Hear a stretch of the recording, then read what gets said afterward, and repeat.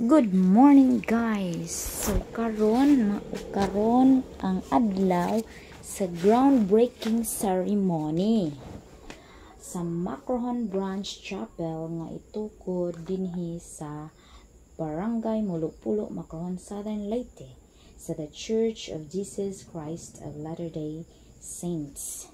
So makita na to diha nga ang mga lingkuran nandili pa occupied o naanay mga miabot nga sakyanan sa mga bisita gikan siguro sa nagkalain-lain nga branches within Southern Leyte and Leyte. O gihapon na apod ang mission president sa Tacloban. O dihe makita nato nga naay mga lingkuran nga gipanglitrahan paalang sa mga bisita o sa mga kanang gipang-imbitar nga mga head sa municipality, sa BFP o sa PNP. O diha sa likod diha ang choir nga mo present karon sa groundbreaking. So tunay mga pala dito makita, nag-testing sila sa mic sa sound system. Ug makita usab ang yuta nga giandam para sa groundbreaking ceremony ug ang among mga president sa district of branch naghuwat-huwat jud in town sila nga moabot atong mga bisita tungod kay ang oras ni ini alas 8 pa kapin, so magsugod ang groundbreaking is 9 in the morning. So karon ay mga wais ingin butang dito sa gate para mo tabo sa mga bisita ug ahong gipakita din hininjo ang lote na mo dinhi sa Mulupulo. So dako siya kaayo. O adunay mga pala dito nga giandam para sa groundbreaking. Og ang sunod niini mao ang abot sa mga leaders na. So daghan ng mga sakyanan nga naa diha. Mas mudaghan pa jud na unja inagabot sa bisita gikan sa atong munisipyo. Okay, so mauna sila na anapod si President Gisolga. So familiar ni sa kadyo kay bata pa ko nga mag-anhian naman na sa Macrohon Branch. Sige na pagajuilain nga ning abot.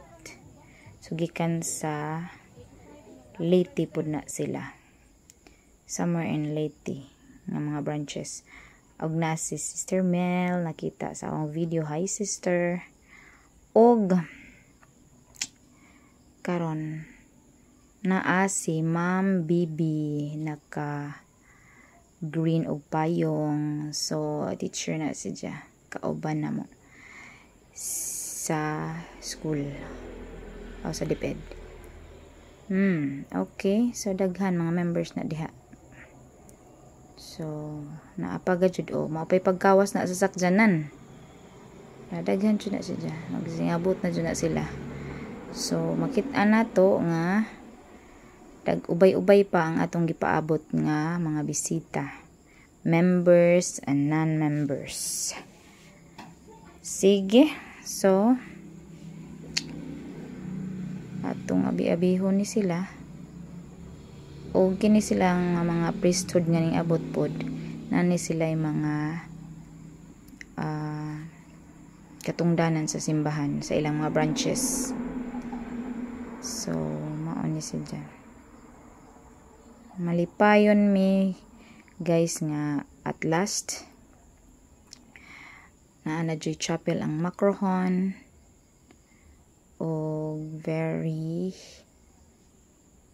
happy ang mga members dinhi. So daghan pa tang moabot nga bisita. So ginahinay na taog panglingkod sisters.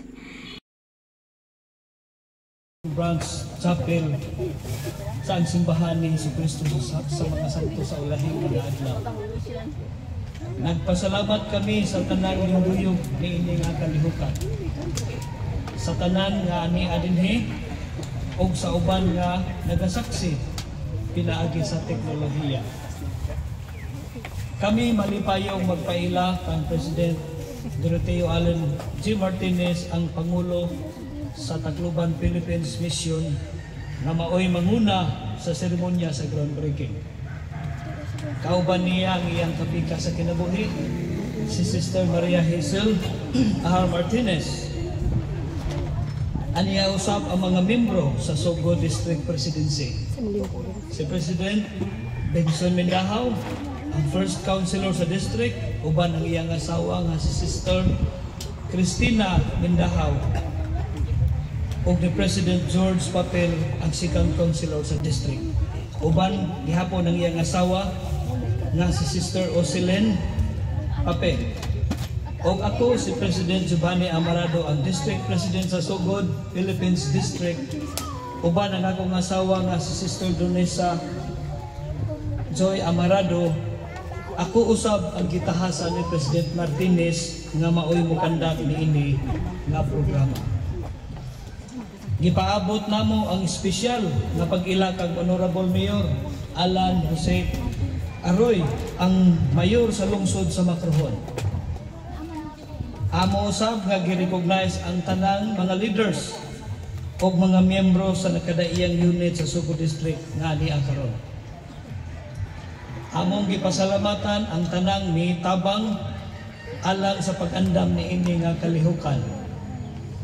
O agi pagsugod atong hangyoon si Sister Cristina Mindahaw nga taga Macrohon Branch alang sa pag-ampo.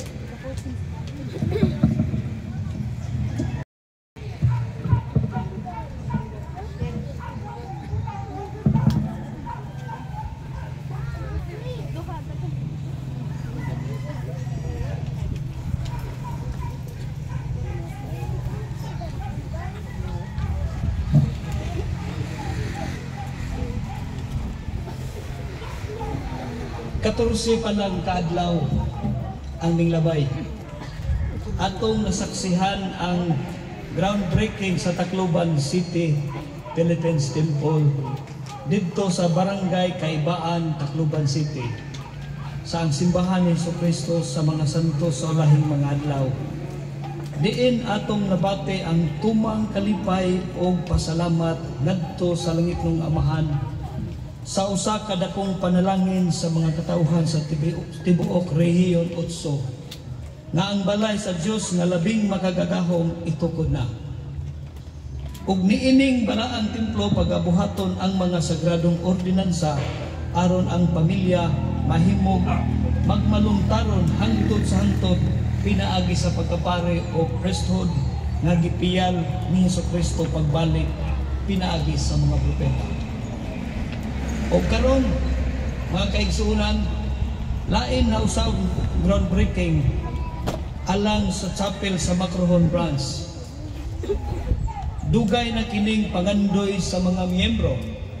Nagsugod ang missionary work ni ining lungsura ni adtong 1990 tungod sa usa ka mag-asawa sila mao si Brother Pedro Morales Miole, usa ka retired Philippine Constabulary, og sa iyang asawa nga si Sister Eleuteria Tulibas Miole.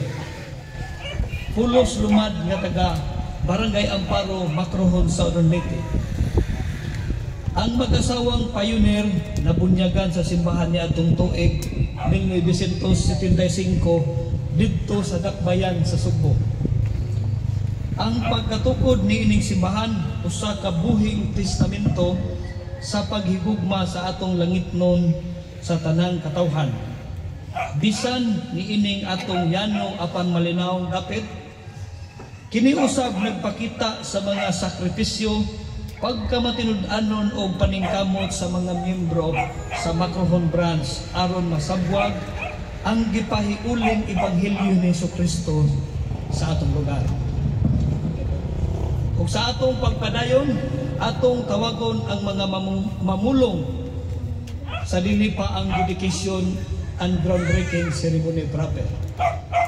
Una, mao si Sister Celestina T. Moreno.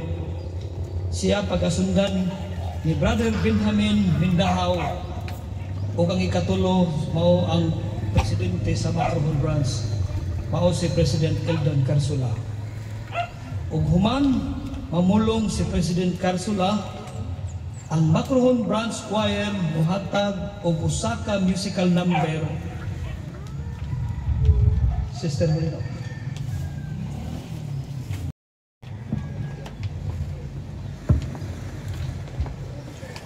Maayong adlaw na tong tanan.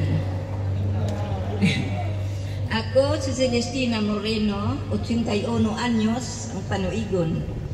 Ug ani ang magpuyo sa Barangay Santa Cruz, Macrohon, Southern Leyte.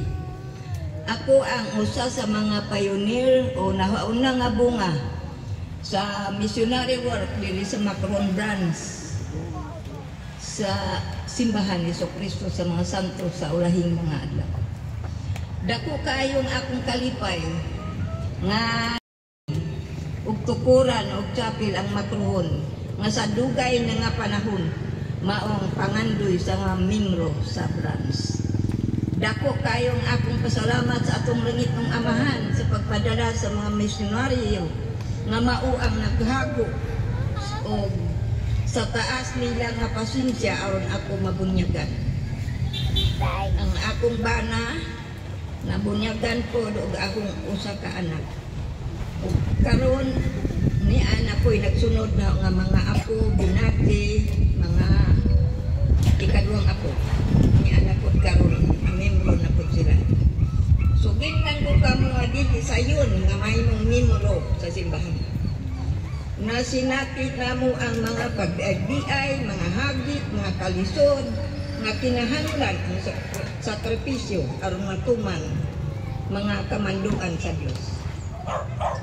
Niadtong 1997, una na akong nakaila ang mga missionaries tungod sa akong pagduki sa usa ka libro nga dunay pangalan nga Nipay, Lihay, Alma, ug uban pa. Natingala ko sa ngalan nga naa sa libro. Nangutan ako sa among labaw sa BHW ka BHW man kunya atong panahon na. Nangutan ako kay dito man makiti ang libro dito sa among labaw nga midwife. Dito na makiti sa ilang lamisa nagpakli-pakli ko ni atong panahon na mautoy nakita na kuan ba ko kanang natingala ko sa mangan o kay amigo man di ay ang mga elder ug ang iyang anak mao to kay libro makibilin. Tungod ni ini gisugilan niya ang mga misyonary na adunay tao nga nangutana sa basahon ng Lubnon. Wala madugay kanunay na magbisita ang mga misyonary sa among balay. Ug mautong ang sinugdan na nakabig ko sa simbahan. Ano ang unang misyonary nga nakatudlo sa ako? Mao si Elder Whitaker ug si Elder Harris, mga Amerikano. Sila ko gihan kaayo motudlo sa ebanghelyo ni Jesucristo sa ako. Tungod niini nabunyagan ko. Sa una ang akong banam na inom og alak o mutabako og kanang tabako nga abanon. Ako usab maligya og alak, sigarilyo og uban pa ngadto sa mga baile, mga sabong sa mga barangay o sa mga buwan ug among kay mao may among pakikitaan. Maulaw ko mosimba sa una tungod sa mga sultis mga tao nga sukat nga mabalhin ko og tinuhan. Ako tungod sa encouragement sa mga missionary ug membro sa simbahan. Sa akong pag-ambo, pagbasa sa Book of Mormon ug uban pang mga basahon sa simbahan ug hugot na pagtuo kang Jesucristo ug sa paghinom sa ako sa akong mga sala sa hinahinay akong nisabtan ang pagtulunan sa simbahan. Mao kini ang nakapalig-on kanako karang kaayo. Sa hinahinay na undang ang sa akong bana ang iyang misyon tungod sa tudlo sa simbahan ug panabang sa kaibigan. Tungod ni ana nabunyagan ang akong bana mo si Andres Moreno, sunod kanako. Siya nahimong branch president sa Macrohon branch niadtong mga panahon. Dili masayon sa akong bana ang maong nga kulig tungod kay mubo na grado, grade 4 bisan pa ni ana. Siya usa nagmatinurado siya ang kulig. Ug nagpasalamat og dako sa nagtabang kaniya og dako nga usa ka sekretary sa branch nga mao si kan ang Brother Joel Valladares nga ni karon gihapon sa atong branch. Tungod sa panabang sa Diyos, iyang nabuhat ang iyang mga trabahoon isip branch president. Malisod sa ako ang nakaundang sa pagninda og alak ug sigarilyo uban pa tungod kay mauman kini ang pangitaan sa pamilya. Apan sa panabang sa Diyos diha sa ugot na ni Kristo. Natuman ako kini nga dili na maninda sa mga butang ang makadaot sa lawas sa tao tungod kay usa man kini sa iyang mga kamanduan. Ako nagpamatuod sa kaso ni Mormon nga kini tinuod na pulong sa Dios nga maggiyakan nato sa kaluwasan ug kinabuhing dayon. Ako nakabulaw nga tinuod na propeta si Joseph Smith nga nagpanumbalik sa simbahan niining ulahing mga adlaw. Ako nagpamatuod nga kita ni propetang Joseph Smith ang atong langitong amahan ug si Kristo sa usa ka panan-awon. Ako nagpamatuod nga gisugo ni Kristo si Joseph Smith aron ipanumbalik ang iyang simbahan nga nawala. Kini nga simbahan nga ipanumbalik na ang simbahan ni Kristo sa mga santo sa ulahing mga adlaw. Hangtod karon kita gipiyalan sa propeta nga mao si Russell M. Nelson. Ako nagpamatuod ni inang tanan og kining ahong di pamulong karon tinuod kini ug akong ibilin sa ngalan ni Jesus Christ. Amen.